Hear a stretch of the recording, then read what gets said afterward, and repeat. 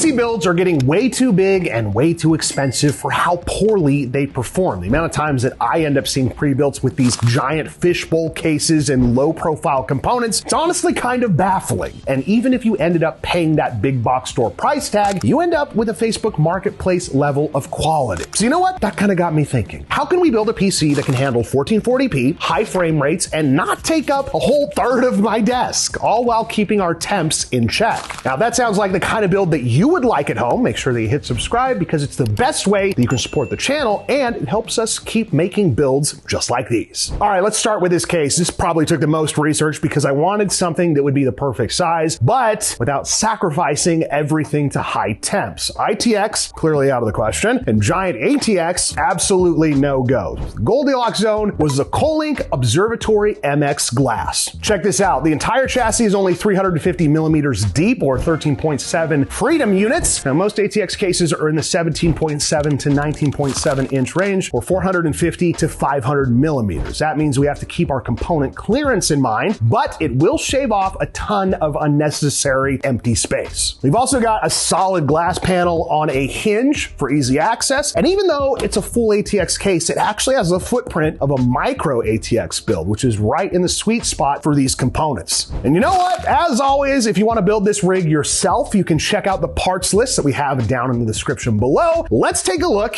at what we put inside. For the CPU, we went with an AMD AM5 9600X, and yes, sure, we could have gone with a higher tier AMD chip, but much like our case, we wanted to find that sweet spot, and the price to performance on the 9600X is exactly what we need for 1440p gaming. That's going to slot right into the Asus TUF Gaming B850 Plus Wi-Fi motherboard. Now, if you've watched any of our other build videos, you'll know that this is a personal favorite of mine. You get all of the performance that you need out of a high-end board, but without paying for high-end features that the average person isn't ever going to use. For the graphics card, we got an RTX 5070 Prime from Asus. The form factor, absolutely perfect for this case, and it fills it from front to back without making the build feel cramped. And for 1440p, this card is not even going to break a sweat. For RAM, we went with a longtime favorite of meta PCs, 32 gigs of Kingston Fury Beast 5600 DDR5 RGB. 32 gigs, perfect capacity for high-end gaming, and we went with 5600 instead of 6000 for a few reasons. For one, capacity is more important than speed for most games, and second, those extra 400 mega transfers are only going to add a slight boost, so we went with a more budget-friendly option. Those two 16 gig sticks are going to keep this build running smoothly, and the RGB is going to give us that beautiful, nice pop of color in an all black case that we picked out here. For storage, we went with a 2 terabyte Kingston Gen 4 NV3. We specifically chose Gen 4 to lower the cost of the build, but also because Gen 4 speeds are more than enough for 1440p gaming. Anything faster than that would honestly be overkill, and you still have plenty of room for your Steam library, and the power supply that we put inside is a Cooler Master 850 watt Gold, which is more than enough for the 5070, and it actually sits inside the mesh section of the Observatory MX. Perfect airflow and nearly invisible from the outside. And, well, now that just leaves us with cooling, and that is really where this case impressed me. On the top of the case, we've got 220 millimeter fans, matching the fans on the back and the front of the case. And that left us with just enough room for the Asetek 240 millimeter RGB AIO cooler. Bottom to top airflow with truly not an inch of wasted space in this build. This entire system looks sleek and professional even when it's unplugged, but powered on.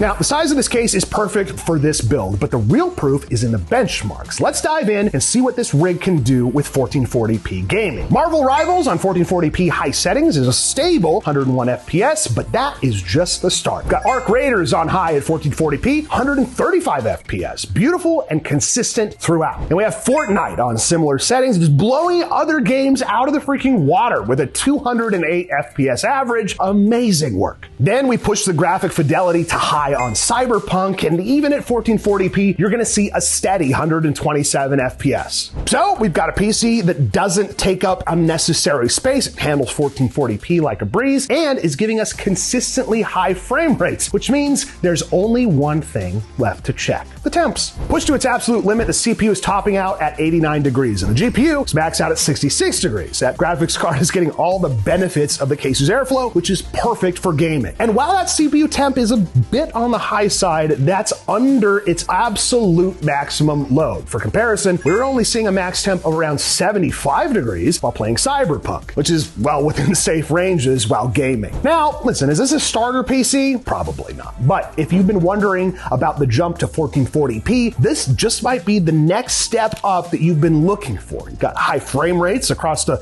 wide range of games and creative applications, steady temps, and it's all in a case that doesn't need its own table just to be part of your setup. And if you want to try to build it yourself, we have listed all the parts for this system in the description. And if you want to see more of our builds, be sure to visit our site in the description below. And as always, thanks for watching. We'll see you next time.